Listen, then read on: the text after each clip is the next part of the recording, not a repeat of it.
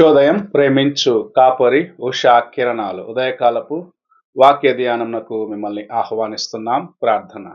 పరిశుద్ధుడైన తండ్రి, కృపగలేసయ్య, ఈ ఉదయకాల సమయానికై వందనములు స్తోత్రములు చెల్లించుకుంటున్నాం. తండ్రి, ఇంతవరకు నీవు మా పట్ల చూపించిన నీ కృప కొరకు వందనాలు. దేవా, ఈ ఉదయకాల సమయంలో నీ వాక్యము చేత నాతోనూ కార్యక్రమం వీక్షిస్తున్న ప్రతి ఒక్కరితో మాట్లాడమని, వినగలిగిన చెవిని గ్రహించుకునే హృదయం అనుగ్రహించి, నీ వాక్యంలో ఉన్న నాయన సత్యములను నాయన మేము నాయన తెలుసుకున్నటకు సహాయము చేయమని, వినగలిగిన చెవిని నీవే మాకు అనుగ్రహించండి. నీ వాక్యంను గ్రహించుకుంటే, సత్యంను గ్రహించుకుంటే మనసును దయచేయమని యేసు పరిశుద్ధ నామమున అడుగుచున్నాం తండ్రి, ఆమేన్. ఈ ఉదయకాలపు వాక్య భాగము కీర్తనల గ్రంథము 119వ కీర్తన 10వ వచనం నుండి 13వ వచనం వరకు ఉన్న వాక్య భాగమును చదువుకుందాం. నా పూర్ణ హృదయముతో నిన్ను వెదికియున్నాను. నన్ను నీ ఆజ్ఞలను విడిచి తిరగనీయకుము. నీ ఎదుట నేను పాపము చేయకుండునట్లు నా హృదయములో నీ వాక్యము ఉంచుకొనియున్నాను. యెహోవా, నీవే స్తోత్రము. నొందదగిన వాడవు. నీ కట్టడలను నాకు బోధించుము. నీ నోట నీవు సెలవిచ్చిన న్యాయ విధులన్నిటినీ నా పెదవులతో వివరించుదును. మనము చదివిన వాక్య భాగంలో కీర్తనాకారుడు తాను తన యొక్క హృదయమంతటితో దేవుణ్ణి వెతికి ఆయన యొక్క ఆశ్చర్య కార్యములను, ఆయన యొక్క అద్భుత కార్యములను అనుభవిస్తూ, ఆయన యొక్క వాక్యము అనగా ఆజ్ఞలను గాయకొంటూ, తన వాక్యమును అనగా దేవుని యొక్క వాక్యము తన హృదయంలో భద్రపరుచుకుంటూ నడిచి ముందుకు వెళ్ళాలని ఆశిస్తున్న కార్యమును మనము చూడగలము. ఇలాగు చేసినప్పుడు ఆయన చెప్పుచున్న మాట, ఇది నన్ను పాపమునకు దూరముగా అనగా దేవునికి దూరముగా తీసుకొని వెళ్ళే పాపము నుండి నన్ను దూరము చేస్తుందని చెప్పటం చూడగలము. ఈ ఉదయకాల సమయమున ప్రతి ఒక్కరము దేవుని యొక్క వాక్యంను వెతికి కనుగొని ఆయన యొక్క ఆజ్ఞల ప్రకారము నడుచుకుంటూ, ఆయన యొక్క ఆజ్ఞలను హృదయంలో భద్రపరుచుకున్న ఎడల ఆ వాక్యమే మనలను ప్రతి శోధనకు తప్పిస్తుందని మనము గ్రహించుకోగలము.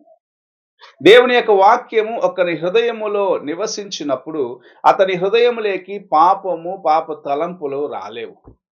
అపవాది అయిన వాడు ఎన్నో శోధనలు తీసుకొని వస్తాడు, కానీ ఆ శోధనలను జయించుటకు దేవుని వాక్యపు వెలుగు అతని యొక్క హృదయంలో ఉన్నదాన్ని బట్టి ఎటువంటి శోధన తనను చుట్టుముట్టడించినను సరే, ఎటువంటి శోధన అతనిని ఆకర్షించేదానికి ప్రయత్నించినను సరే, ఆ ఆకర్షణను దాటి దేవుని యొక్క వాక్యపు వెలుగు అతనిలో ఉన్నదాన్ని బట్టి తాను ఆ కార్యంలో జయమును పొందుకొనగలడు. దేవుని యొక్క వెలుగు అతనికి తోడుగా ఉన్నది అనగా దేవుని యొక్క వాక్యము అతనికి తోడుగా ఉన్నదాన్ని బట్టి అతని యొక్క హృదయములో పాపము ప్రవేశించకుండా అతడు రక్షించబడతాడు.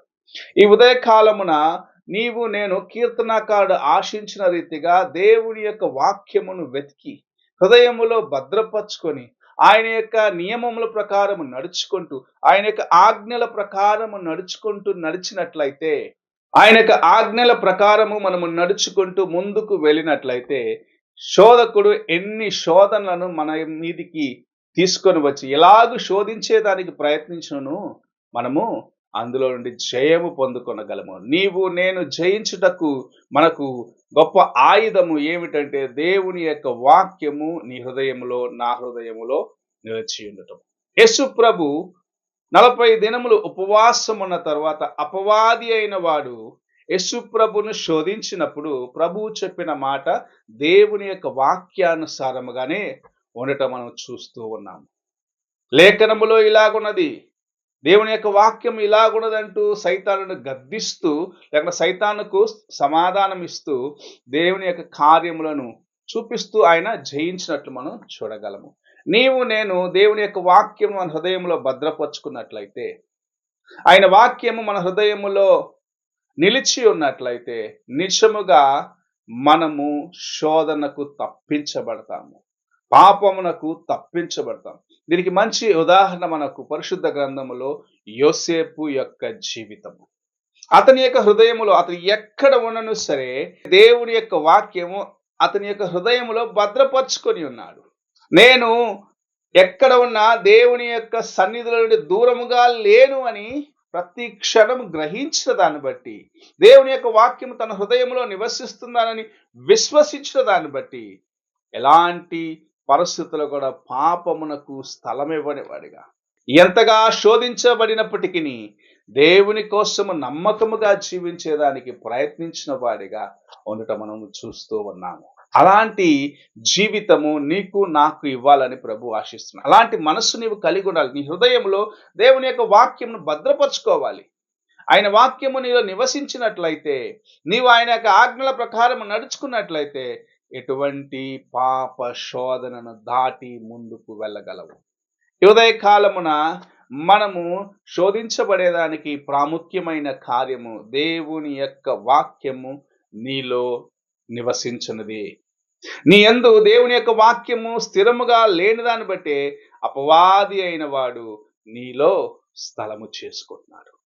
ఈ ఉదయకాలం నా కార్యమును గ్రహించుకొని దేవుని యొక్క కృప కొరకు వేడుకుంటూ ఆయన వైపు చూస్తూ ముందుకు వెళ్ళాలని ప్రభు ఆశిస్తూ నీతో నాతో మాట్లాడుచూ ఉన్నాడు. మనము ఎలాంటి మనస్సుతో ఆయన యొక్క వాక్యమును వెతుకుచున్నాము, ఆయన యొక్క ఆజ్ఞలను గైకొంటున్నాము, ఆయన సన్నిధికి వస్తున్నామని పరీక్షించుకునే సమయం ఇది. యథార్థమైన హృదయముతో దేవుని యొక్క వాక్యం నీలో భద్రపరుచుకుంటూ నీవు ముందుకు వెళ్ళినట్లయితే అపవాది యొక్క తంత్రములను, అగ్ని బాణములను దాటుకొని జయించుకుంటూ ముందుకు వెళ్ళటానికి ప్రభు నీకు నాకును సహాయము చేయను. ప్రతి క్షణము వేచి ఉన్నాడు. ఆయన కృప కొరకు వేడుకుందాం, ఆయన యొక్క సహాయమును పొందుకుందాం, ఆయన యొక్క వాక్యమును ఆధారము చేసుకుంటూ ముందుకు వెళ్దాం. ప్రార్థన. పరిశుద్ధుడైన యేసయ్య, కృప కలిగిన ఆయన, ఈ ఉదయ కాలమున నీవు మాతో మాట్లాడిన విధానాన్ని బట్టి వందనాలు. మా హృదయంలో నీ వాక్యమును భద్రపరుచుకొని నీ ఆజ్ఞల ప్రకారము నడుచుకుంటూ నీ వైపు చూస్తూ ముందుకు వెళ్ళినట్లయితే ఎటువంటి పాప శోధన అపవాది అయిన వాడు మా యొద్దకు తీసుకొచ్చును, మా మీదకు తీసుకొచ్చును, జయించే కృపను నీవు ఇస్తావని నీ వాక్యము సెలవిస్తుంది. అలాగూ మేము జయించుటకు, అలాగూ జయ జీవితమును కలిగి ఉండటకు మొదటిగా మా హృదయంలో నీ వాక్యమును భద్రపరుచుకునే కృపను దయచేసి నడిపించమని యేసు పరిశుద్ధ నామమున అడిగి వేడుకుంటున్నాను పరమ తండ్రి, ఆమేన్. తండ్రి అయిన దేవుని ప్రేమ, కుమారుడైన క్రీస్తు కృప, ఆదరణకర్తైన పరిశుద్ధాత్మక సహవాసం ఇప్పుడును ఎల్లప్పుడూ తోడై ఉండి సదాకాలము నడిపించునుగాక. ఆమేన్.